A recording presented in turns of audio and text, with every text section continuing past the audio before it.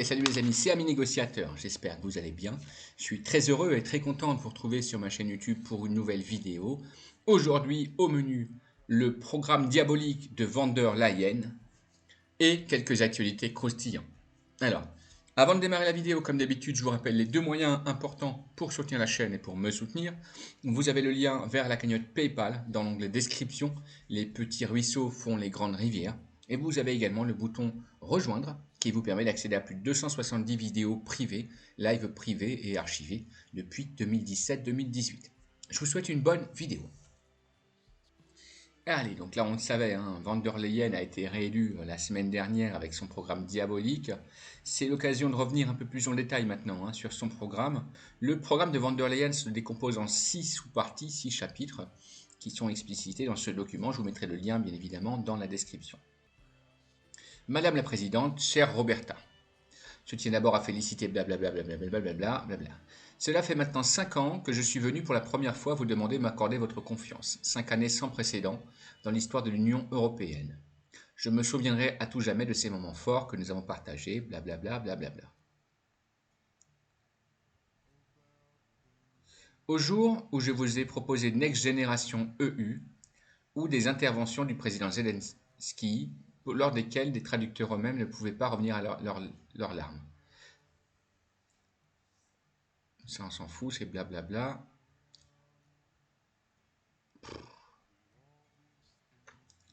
Les choix sont les charnières du destin. Et dans un monde où règne l'adversité, le destin de l'Europe repose sur nos futures actions. Malgré le travail considérable que nous avons accompli et les obstacles importants, l'Europe se trouve à nouveau devant un choix clair. Un choix qui définira notre travail pour les 5 prochaines années. Notre travail, bon, notre vol, ouais, mais bon. Ou notre dictature dans le monde au cours des 5 prochaines décennies. Il va fort. Notre travail des 5 prochaines années définira la place dans les 5 prochaines décennies, carrément, quoi. N'importe quoi. Un choix, franchement, elle se mouche pas avec le dos d'une cuillère. Laisserons-nous les événements et le monde qui nous entoure nous définir? Ou allons-nous unir pour prendre en main notre avenir? Et ce choix nous revient. L'Europe ne peut pas contrôler des dictateurs ou des démagogues du monde entier. D'ailleurs, il y a même des dictateurs et des démagogues dans l'Union européenne, et même au sein de la direction de l'Union européenne. C'est pour dire. L'Europe ne peut pas déterminer l'issue des élections. Ah bah si, puisqu'il trafique les élections de toute façon, dans le monde entier, mais elle peut choisir d'investir dans la société et la défense de son propre territoire. L'Europe ne peut pas arrêter le changement, mais elle peut choisir d'aller dans un sens en investissant dans une nouvelle ère prospérité. Bon, c'est beaucoup de blabla. Pour pouvoir choisir l'Europe de demain, nous devons être conscients de ce que les gens ressentent aujourd'hui. Une période marquée par l'anxiété et l'incertitude. Certitude. Moi, je dirais même que les gens ont ouvert les yeux et se sont aperçus qu'on s'était foutu de leur gueule depuis 25 ans, ouais. Le coût de la vie et le coût du logement. Les jeunes s'inquiètent pour la planète, pour leur avenir et l'idée d'une éventuelle guerre. Madame prend des pincettes, mais la guerre est déjà... J'ai même pas envie de lui lire son putain de discours. Tellement ça me dégoûte. Bon, tu sais ce qu'on va faire. Je vais pas faire l'hypocrite, ça a jamais été mon style. Je vais pas lire ce putain de discours. Je te mets le lien, si ça t'intéresse, tu le lis. Moi, ce que j'en retiens, c'est un discours de faux cul, de faux jetons, d'hypocrites, de dictatrices, de dictateurs, de magouilleuses, de mafieuses. C'est un discours, je vous le résume en 3-4 mots. Plus d'Europe, et notamment l'Europe militaire. Elle veut construire une armée militaire et doubler le budget d'Europol, qui est la police européenne, comme vous le savez également. Elle veut intégrer la Moldavie, la Géorgie et l'Ukraine dans l'Union européenne officiellement. Je te rappelle qu'ils ont déjà signé les actes de processus d'adhésion. Et elle veut également développer la cyberdéfense au niveau européen avec Big Brother version Union européenne, c'est-à-dire qu'ils vont pouvoir nous surveiller sur nos réseaux sociaux avec des nouvelles lois qui vont faire voter. Voilà, je te le résume. Et, sans oublier bien évidemment, elle veut plus de budget pour l'Europe, donc ça veut dire qu'on va avoir des impôts en plus à payer pour l'Europe. Voilà, tu vois. Si le reste t'intéresse, tu vas dans le lien et tu lis. Parce que ça me dégoûte trop en fait. Je peux pas supporter de lire son programme qui me fait vomir en fait. Voilà. Allez, donc sans transition aucune, un petit rappel qu'on trouve sur Facebook, je te mettrai le lien également. Je rappelle à bon entendeur, comme on dit, que les principaux collabos du régime de Vichy, donc pendant l'invasion nazie, c'était des socialistes et des gens de gauche, hein, contrairement, et des communistes. Contrairement à ce que les médias de merde nous racontent comme conneries là, depuis des dizaines d'années, la plupart des collabos de Vichy étaient de gauche, communistes et socialistes, d'accord, avec la liste qui est là, qui n'est pas exhaustive. Et notamment des syndicalistes CGT. Tiens, tiens, comme c'est bizarre. Comme l'histoire se répète. Bon. Alors, petite brève de comptoir également sans transition aucune. Tu sais qu'à Paris, avec leurs Jeux Olympiques de merde, là, c'est la merde, c'est le cas de le dire. Les gens peuvent même plus aller travailler, les gens peuvent même plus aller faire ce qu'ils ont à faire. Dernière en date, c'est que même pour aller au médecin maintenant, les gens peuvent plus aller chez leur médecin. Comme ils n'ont pas le QR code, ils peuvent plus aller à leur cabinet médical. Et il y a des gens qui doivent décaler leurs opérations, leurs consultations importantes, notamment au niveau de la cardiologie, au niveau des prises de sang qui sont importantes pour les gens qui sont malades de graves maladies. Ils sont obligés de décaler ça, tu vois, et d'annuler les rendez-vous parce que il y a des checkpoints, comme pendant la guerre. Ils sont bloqués au checkpoint et ils n'ont pas donc le fameux QR code qu'il faut, donc ils sont renvoyés chez eux. C'est vraiment une abomination dans ce pays. On se croirait revenu sur l'occupation nazie. Hein, les gens sont confinés chez eux, ils ne peuvent pas circuler à Paris, c'est une honte ce pays, une honte. Donc, petit aparté également, puisqu'on parle des Jeux Olympiques de merde. Voilà une vocation, des nouveaux métiers, tiens. Il y en a un qui est pas con, il y en a un qui est devenu passeur pour les Parisiens qui n'ont pas de QR code. Il est en train de creuser des tranchées sous Paris, là. Et comme ça, hop, tu peux te rendre à la gare de Lyon, contacte-le en privé. Hein. C'est Nono, les petites combines qui s'appellent. Bon, c'était une blague, bien sûr. Hein. Et donc, pour revenir à mon sujet principal, le petit malin de Ruffin. Voilà quelqu'un qui a du nez. Voilà quelqu'un qui sent les choses. Ruffin. Attends. Alors, je te rappelle également des images fortes. Gaza, avant la guerre, avant le bombardement israélien, et à aujourd'hui. Même photo, même endroit. Hein. Voilà ce qu'Israël, voilà ce que Netanyahou a fait de Gaza. Voilà, cette pourriture. J'espère vraiment qu'il va se prendre un missile dans la gueule, ce connard. Ensuite, je voulais vous parler de Ruffin. Hop, j'ai vu normalement un insert qui est quelque part par là. Voilà, voilà mon ami. Non, c'est pas ça. Alors Ruffin, là, il est là, oui, il est là, mais il est aussi... Ouais, dictature, quand tu nous tiens. Hein. Avant la dissolution, voilà à quoi ressemblaient les gens qui nous gouvernent. Après la dissolution, voilà à quoi ressemblent les gens qui nous gouvernent. Mais merde, tu vois pas de différence? Bah c'est normal, mon ami, il n'y en a pas. C'est pour ça qu'on est en dictature. Et donc, il est où le Ruffin? Ah merde, elle était où son truc là? Oh, c'est pas gentil quand même.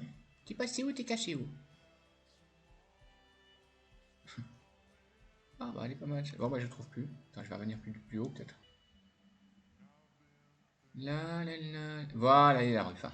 Voilà quelqu'un qui a le nez creux. Voilà quelqu'un qui a du nez. Ruffin. Alors après, il est clivant. Hein. On l'aime, on ne l'aime pas. Moi, je vais te dire la vérité, je l'aime pas trop. Hein. Depuis qu'il a lâché la France Insoumise, je l'aime pas trop. Mais enfin, ce qu'il dit, c'est pas tout à fait con. Et je vais te dire pourquoi est-ce que c'est pas tout à fait con et pourquoi est-ce qu'il a le nez creux.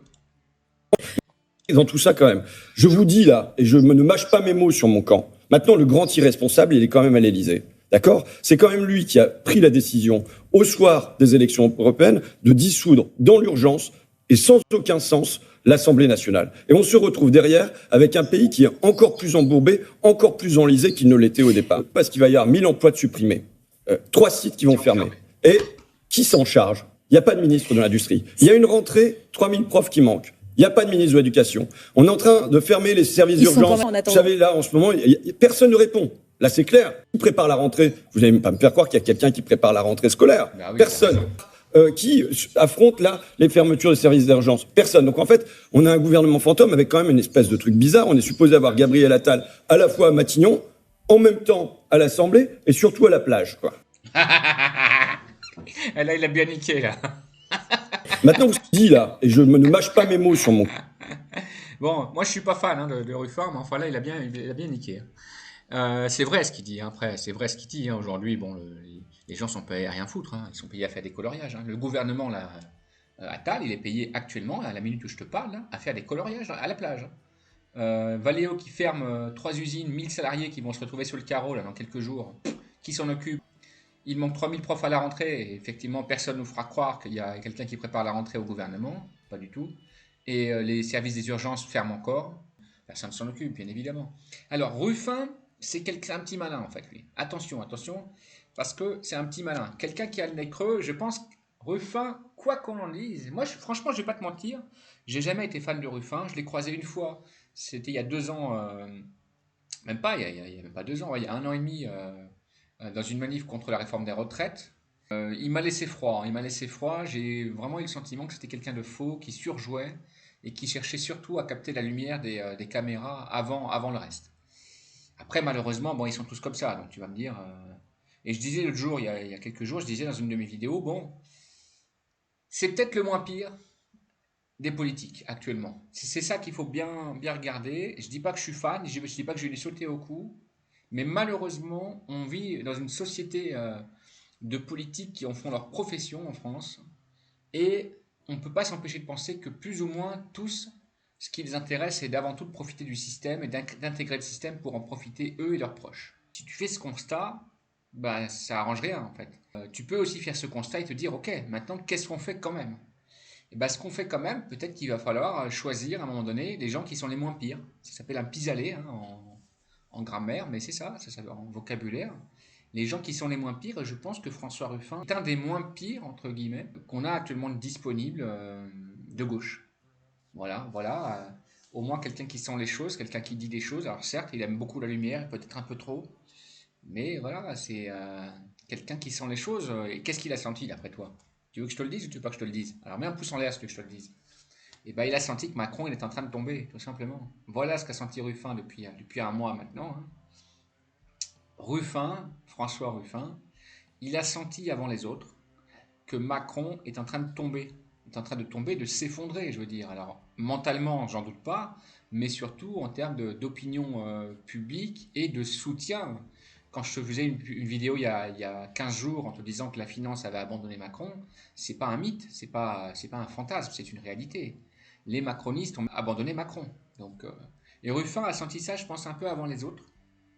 Et donc il a senti que Macron était en train de tomber et il a senti que Macron finirait pas l'année. Et c'est une certitude aujourd'hui, Macron finira pas l'année, je te le dis aussi, je te le confirme si tu avais besoin de confirmation. Et comme le courant aujourd'hui, les vents favorables, c'est des vents favorables qui viennent plutôt de gauche, hein, donc ou la France insoumise, ou un clic entre le front peut-être populaire et le Parti socialiste et le Parti communiste et les écologistes, il y a il y a une faille dans ce truc-là qui est à ce niveau-là. Et donc, Ruffin, je pense qu'il a analysé les choses.